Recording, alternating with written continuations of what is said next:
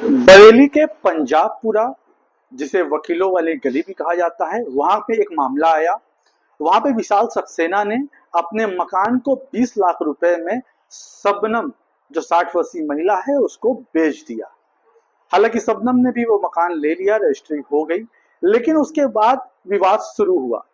इस क्षेत्र के करीब 150 परिवारों ने उस महिला के खिलाफ कंप्लेंट डालना चालू किया कि ये किसी मुस्लिम महिला को क्यों यहाँ मकान दिया गया, जबकि विशाल सक्सेना भी उन्हीं के समाज से था, उन्हीं के अपने लोगों में से था। शायद विशाल सक्सेना की इन लोगों से पट नहीं रही होगी कि उसने एक मुस्लिम महिला को मकान बेच दिया। लेकिन क्या इस भारत में हिंदू मुस्लिम अगर साथ नहीं रह सकते?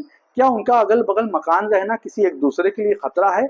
इस तरह की नफरत राजी ये पॉलिटिकल पार्टियां, कुछ विशेष पॉलिटिकल पार्टी जो अपने फायदे के लिए इस देश में करती है, वो कभी नहीं चाहती कि इस देश का हिंदू और मुसलमान कभी एकता और सौहार्द के साथ साथ रहे।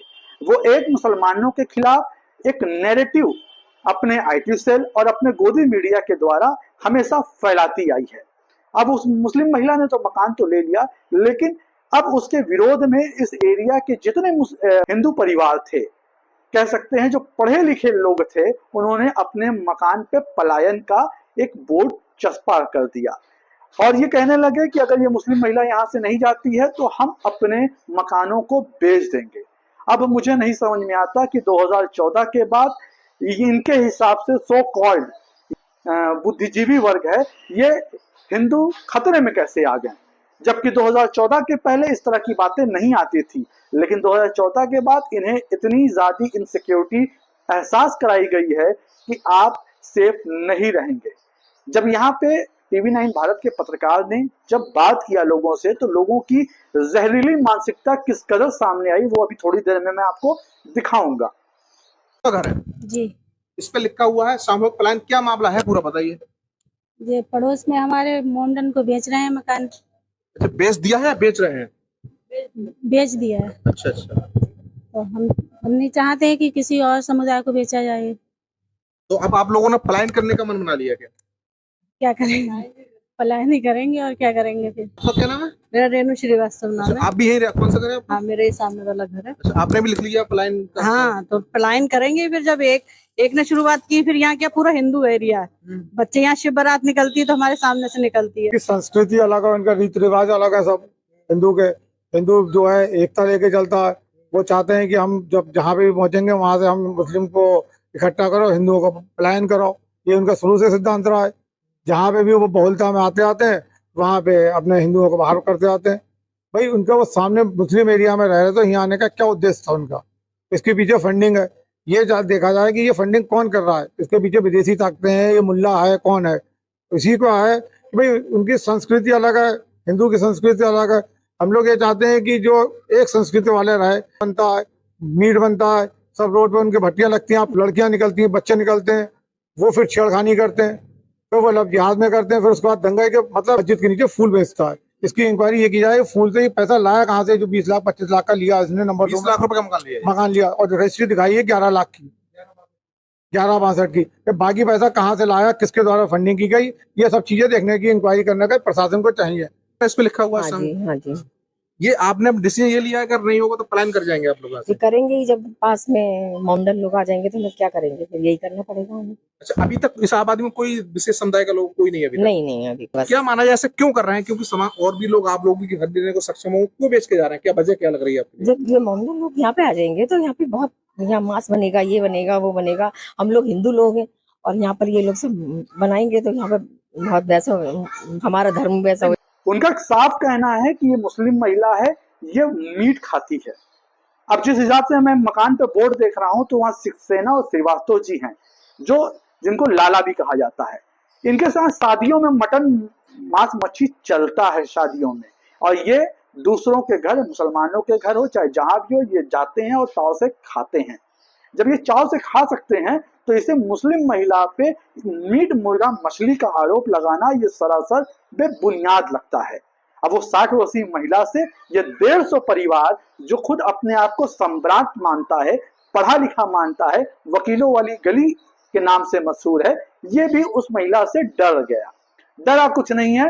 ये इस तरह की घृणित मानसिकता इस देश में अब चल चुकी है। एक मुस्लिम परिवार या एक मुस्लिम इंसान अगर कहीं किसी इलाके में काम कर रहा है, वो चाहता है कि उस इलाके के करीब में रूम ले ले, तो यही मानसिकता उसे वो कमरा नहीं देती, उसे मकान नहीं देती, कहती है कि इससे हमें खतरा है। दूसरा आरोप इसने लगाया कि यहाँ पे हमारी बहन बेटियां जाएंगी तो छेड़खानी होगी। अब इन महोदय को कौन समझाए कि और लव जिहाद का भी नाम इन्होंने लिया। इस देश के आप तमाम छेड़खानी और बलात्कार की घटनाएं उठा के देख लीजिए, उसका डेटा निकाल के देख लीजिए, तो आपको मालूम पड़ जाएगा कि किस तरह से इनकी सड़ी हुई मानसिकता, मैं इनकी सड़ी हुई मानसिकता कहूंगा कि किस तरह से ये मुसलमानों पे वो दोष आरोपण कर रही हैं। क्यों? उसकी वजह भी साफ है, क्योंकि जो मौजूदा सरकार है, मौजूदा सत्ता है और जो मौजूदा गोदी मीडिया है, जो भारत की मीडिया, जो कहा जाए कि पूरे विश्व की मीडिया में रैंकिंग में इतने पीछे स्थान पर इसलिए आती है क्योंकि इसके लिए बेसिक मुद्दों से ज्यादा हिंदू मुस्लिम के मुद्दों पे आउटरीच पानी होती है, टीआरपी पानी होती है।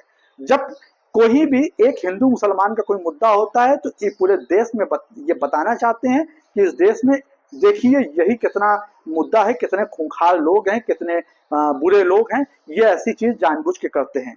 जबकि एडीआर की रिपोर्ट है कि सबसे ज्यादा मौजूदा सत्ता में जो पार्टी है उसके जो मंत्री, विधायक, सांसद हैं, उनके ऊपर सबसे ज्यादा यौन उत्पीड़न के, महिलाओं के खिलाफ क्राइम सबसे ज्यादा दर्ज है। लेकिन ये इनको कोई मतलब नहीं। इन्हें एक चीज व्हाट्सएप के जरिए रोज बताई जाती है, रोज मुसलमानों के खिलाफ घृणा फैलाई जाती है, ये उसी को सच मानते। ये मुसलमानों को इस देश में देखना तक नहीं चाहते। ये जो बात करते हैं कि हाइपोक्रेसी की सीमा देखिए कि ये सत्ता समर्थित जितने लोग हैं ये बात करते हैं कि अखंड भारत को बनाया जाए, लेकिन असल में ये अखंड भारत में मुसलमानों को नहीं देखना चाहते, क्योंकि जब इन्हें एक पड़ोसी मुसलमान बर्दाश्त नहीं तो ये अखंड भारत का सिगुफा इनके लिए पूरी तरीके से ये एक हाइपोक्रेसी मानी जाती है। लोगों के लिए मकान दे। दूसरा पक्ष भी हमारे साथ मौजूद है, इनसे जान लेते हैं। क्या नाम है आपका? मेरा नाम मोहम्मद नसीम मशीदी। अच्छा, आपने उस मकान की रजिस्ट्री कराई है? जी जी। अच्छा, ये बताइए, वो लोग ये कह रहे हैं कि साहब इन्होंने दूसरे समुदाय के लोगों को दे दिए, क्या दिक्कत हो रही है इसमें? आप ये माहौल देख ही रहे हैं, यहाँ पे सभी रहते हैं, लेकिन हमारे मोहल्ले वालों को कोई अगर आपत्ति थी तो वो हमसे कह देते, हम तो वैसे ही मोस्ट वेलकम था, उनको दे देते। बस यही थोड़ा सा ये हुआ था, यहाँ पे एक प्लान करेंगे और यहाँ पे आंदोलन करेंगे और ये थोड़ा सा विरोध, नारेबाजी, ये हमें थोड़ी सी परेशानी, बाकी कोई परेशानी नहीं। हम तो साइलेंट है भाई, विकास सक्सेना जाने वो जाने। जैसे वो हिंदू समुदाय के जो लोग हैं वो कहें कि ये मकान के लिए अब हमारे नाम रजिस्ट्री कर दो। हाँ तो कर देंगे हम, कोई दिक्कत नहीं। आप लोग एग्री हैं? जी जी, हमें कोई दिक्कत नहीं। हम उनके अपने हमारे मोहल्ले पड़ोसी, वो हमारे लिए कुछ भी सोचते हो, लेकिन हम उनके लिए अच्छा सोचते हैं, ये हमारी सोच है। ये बताइए, इसमें क्या वो लोग आपसे बात करने अभी तक आए नहीं आए? नहीं, मेरे पास तो अभी कोई नहीं आया। आपके पास नहीं आया? नहीं, कोई नहीं। ये बाकी सब अब आते हैं, मोस्ट वेलकम है उनका, कोई रोज का सलाम दुआ है हमारा। हमारे दिलों में कुछ नहीं है उनके लिए, वो हमारे लिए क्या थिंकिंग रखते हैं हमें इससे फर्क नहीं पड़ता है। तो अच्छा, जो विशाल जी है जिन्होंने रजिस्ट्री कराई है, उनसे आपकी बात हुई तो उन्होंने खुद कहा था कि उन लोगों का आरोप आप पे कि साहब इन्होंने जाके जबरदस्ती करा लिया? नहीं, ये कराया वो तो वो खुद देंगे एस्टीमेट, वो दे रहे हैं, सुबह पेपर न्यूज तो खुद ही आ जाएगा, विशाल सक्सेना क्या आ जाएंगे, हमें क्या प्रॉब्लम। हमने तो क्या वो जाने और वो जाने, हमसे मतलब ही क्या है भाई, वो जाने ना, लैंडलॉर्ड है भाई, उन्होंने अपनी मर्जी से कराई है, वो अभी मौजूद है खड़े हुए, वो बताएंगे इन्हें, सारे उनकी फैमिली है, वो बताएगी मीडिया को क्या प्रॉब्लम है क्या नहीं है। हम तो ये करने को हम नहीं चाहते हैं किसी तरह का विवाद, हम ये चाहते हैं जो हम भाईचारा से रहना चाहते हैं। जी, भाईचारा से रहने। ये हमारे बशीर में हुजूर की दरगाह है, ये हम एक जमाने से रहते हैं यहाँ पे और यही चाहते हैं यहाँ की प्रेम मोहब्बत बनी रहे, यहाँ नहीं हिंदू मुस्लिम जो है माहौल बने, बस। आपका क्या नाम? आप यही रहते हैं? मेरा नाम रेहान बशीरिया है जी, मैं इस मोहल्ले में रहता हूँ, समझे। और हम लोग यही, हमारा पैगाम है मीडिया के माध्यम से कि हम इस भारतवासी को यही कहना चाहेंगे कि हम लोग सब एक परिवार है, हम लोग सभी फेस्टिवल एक दूसरे के साथ मिलकर मनाते हैं। अगर उनको कोई दिक्कत परेशानी थी वो हमसे आके कहते कि नसीम या रेहान या हसीब भाई या फला, हमारे मोहल्ले के मौजूद लोगों को बुला लेते कि ये हमें मकान चाहिए, आप हमें दे दीजिए। विकास सक्सेना जी जो हैं उन्होंने मकान उनको क्यों नहीं दिया, ये कुछ कमियां इन लोगों के अंदर रही होंगी ना भाई, ये बात तो वो जानते हैं और विकास सक्सेना जी जानते होंगे, कुछ ना कुछ उनके साथ हुआ, ये उनको पता होगा और ये उन लोगों को पता होगा, ठीक है। उसके बावजूद भी उन को मकान चाहिए, वो हमारे पास आते या हमें बुला लेते। उनको लगता है, वो उन्होंने अपनी वाणियों में शब्दों में कहा भी है कि हम लोग एक वकील लोग हैं, हमारे एक लेवल अलग स्टैंडर्ड है, एक वो फूल वाला है, उसके कोई वैल्यू नहीं है। तो ये सब बातें बेकार की, बेबुनियाद बातें हैं। आज के वक्त में हर घर के अंदर बच्चा पढ़ा लिखा वेल एजुकेटेड है, समझे क्वालिफिकेशन हर व्यक्ति ले रहा है, ऐसा नहीं कहना चाहिए उनको। और अगर उनको मकान की जरूरत थी तो वैसे हमसे पक्ष आके रखते हैं कि भाई ये मुझे मकान चाहिए, ठीक है आप ले सकते हैं। हम आपस में विवाद किसी हिंदू मुस्लिम की तरह का कोई विवाद नहीं चाहते हैं कि कल को हम लोग को टारगेट किया जाए कि मुस्लिम लोगों ने ये मकान खरीद लिया और उस पर गलत सलत टिप्पणी और गलत गलत रहन सहन, हम वो नहीं चाहते थे। वो आते हमसे बातचीत करते, हम उनको वो मकान सेल आउट करते। अगर अब आप सोचिए कि 2014 के पहले का भारत ऐसा नहीं कि 2014 के पहले बहुत लोगों ने भारत को देखा।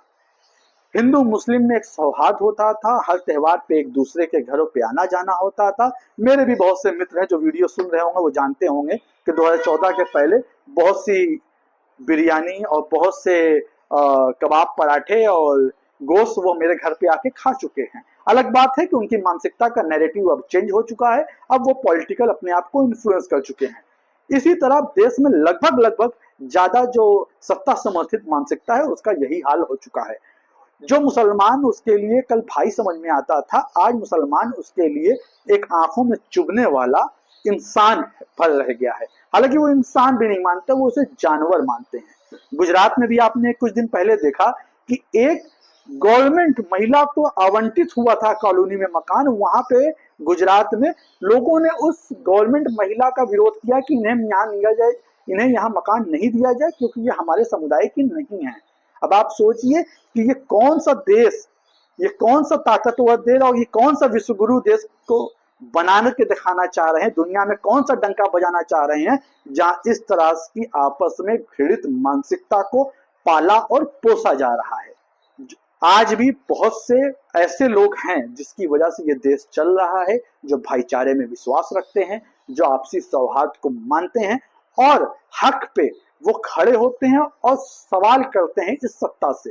लेकिन वहीं कुछ सत्ता समर्थित है जो हमेशा इस हिंदू मुसलमान के बीच के टेंशन को बढ़ा के रखना चाहती है, एक विवाद की जड़ हमेशा बनाए रखना चाहती है ताकि उसको पॉलिटिकल फायदा हो और वो कम्युनलाइज वोट उन्हें पड़े। 2014 के बाद जो लोग सत्ता में आए हैं उन्हें यह लगता है कि हम सबसे ज्यादा सेफ इन्हीं की सरकार में है, जबकि आप उठा के देख लीजिएगा सबसे ज्यादा डराया इन्हें 2014 के बाद ही गए कि अगर तुम एक नहीं होगे तो मिट जाओगे, तुम एक नहीं होगे तो बांग्लादेश सीरिया जैसे हालात हो जाएंगे।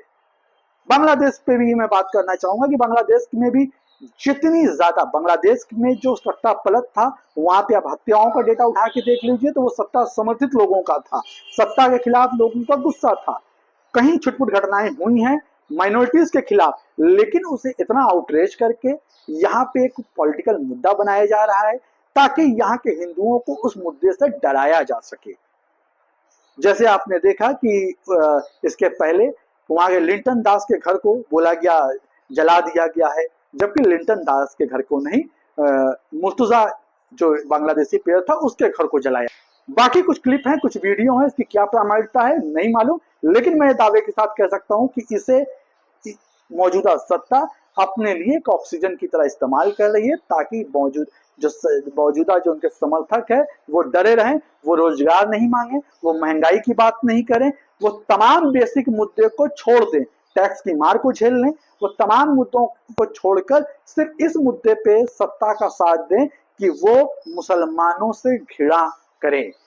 वो मुसलमानों से घृणा करती है, वो मुसलमानों के मकानों को तोड़ देती है, बुलडोजर से गिरा देती है और मुसलमान कुछ बोल नहीं सकता। और मैं उस मुस्लिम महिला से ये आग्रह करूंगा कि आप झोपड़पट्टी में रह लो, ऐसे जहरीली और नीच मानसिकताओं के बीच में रहने से बेहतर है। पता नहीं ये कल क्या करेंगे, क्योंकि जब तक ये आपसे मिले नहीं और आपके लिए इतना ज्यादा मीडिया में जहर उगल रहे हैं, तो सोचिए कि जब आप वहां रहने लगोगे तो ये आपके साथ क्या करेंगे। तो मेरी ये आपसे आग्रह है कि आप ऐसे नीचों के बीच में रहने से बेहतर है कि आप जाएं कहीं जंगल में झोपड़पट्टी बना लें, जानवर इनसे बेहतर हैं।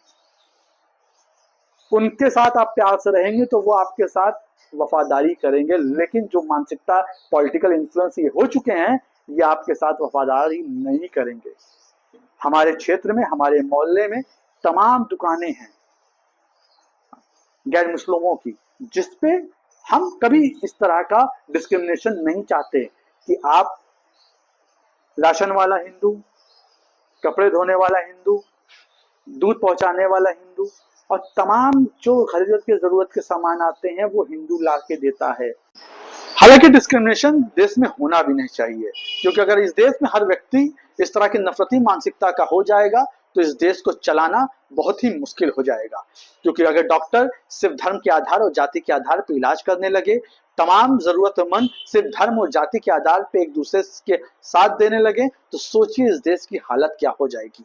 तो इसलिए इन तमाम जो घृणित मानसिकता और नीच मानसिकता के लोग हैं, इनसे आप दूरी बनाएं और जो लोग आपके अपने हैं, जो लोग भाईचारे की, सौहार्द की बात करते हैं, जिन्हें जो इंसानियत की बात करते हैं, आप उन्हें तवज्जो दें, ना कि इन जैसे दिमागी अपंग लोगों पे।